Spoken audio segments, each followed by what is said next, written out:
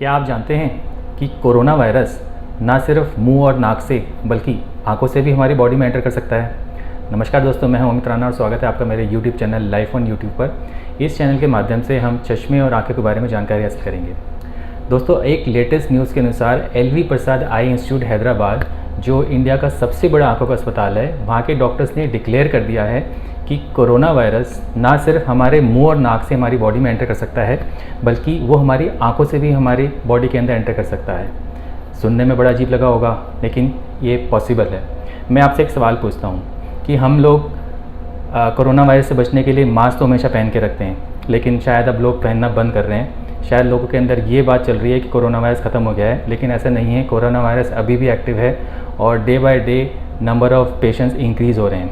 मेरा आपसे एक सवाल है कि जब आप बाहर जाने के बाद अपने घर जाते हैं तो आप अपने हाथ अच्छे से धोते हैं, आप मास्क पहनते हैं, लेकिन क्या आप अपने चश्मे को सैनिटाइज़ करते हैं? नहीं। ये गलती 90% लोग कर रहे हैं। यही वजह है, इसी वजह से कोरोना वायरस हमारे आँखों के अंदर के रास्ते हमारी बॉडी में एंटर कर रहा है।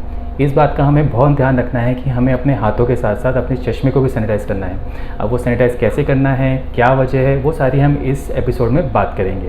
देखिए, होता क्या है कि जो कोरोना वायरस है वो सबसे ज़्यादा जहाँ से जर्म हमारे कॉन्टैक्ट में सबसे ज़्यादा आता है वो दो जगह हैं, एक तो हॉस्पिटल और एक फार्मेसी शॉप।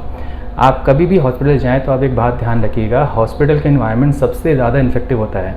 फॉर एग्ज़ाम्पल, आप हॉस्पिटल गए, आपने रिसेप्शन पे जाके खड़े हुए, रिसेप्शन की जो टेबल है वहाँ पे सुबह से लेकर शाम तक हज़ारों लोग आके खड़े हो चुके होते हैं और बहुत कम वहाँ पे सफाई की जाती है।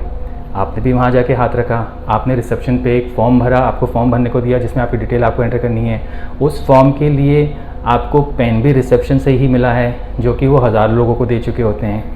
आपने वो पेन लिया, आपने वो फॉर्म भरा, उसके बाद अगर आप ऐसे अपने चश्मे को टच करेंगे या चश्मा निकाल के ऐसे आंखें रब करेंगे तो वो जर्म्स जो उस पेन पे थे, जो उस टेबल पे थे, वो आपकी आंखों पे आएंगे।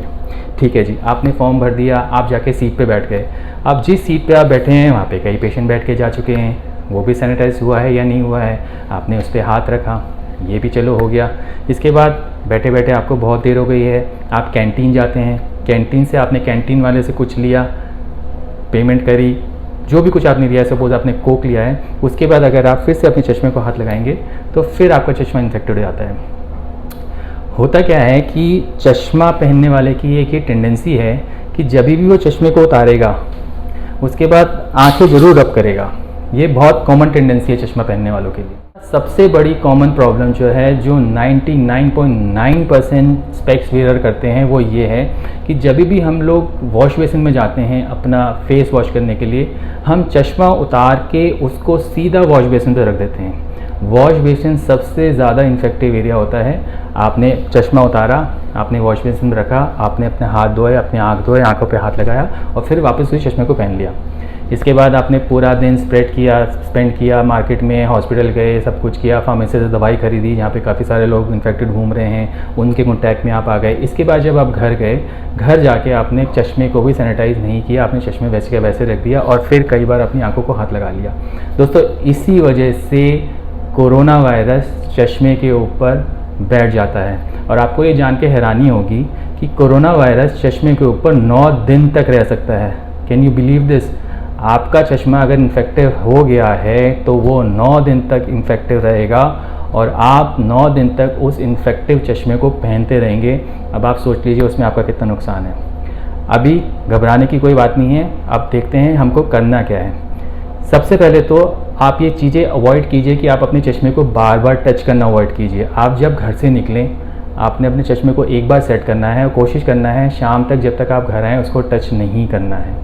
आप अगर रिफ्रैक्टिव एरर से परेशान हैं तब आपको बिना चश्मे के नहीं दिखाई देगा, लेकिन वो पेशेंट्स जिनको चश्मा नहीं लगा है उनके लिए भी एडवाइजरी है कि वो बाहर जाते हुए ग्लासेस पहने, चाहे वो 0 नंबर के ग्लासेस पहने।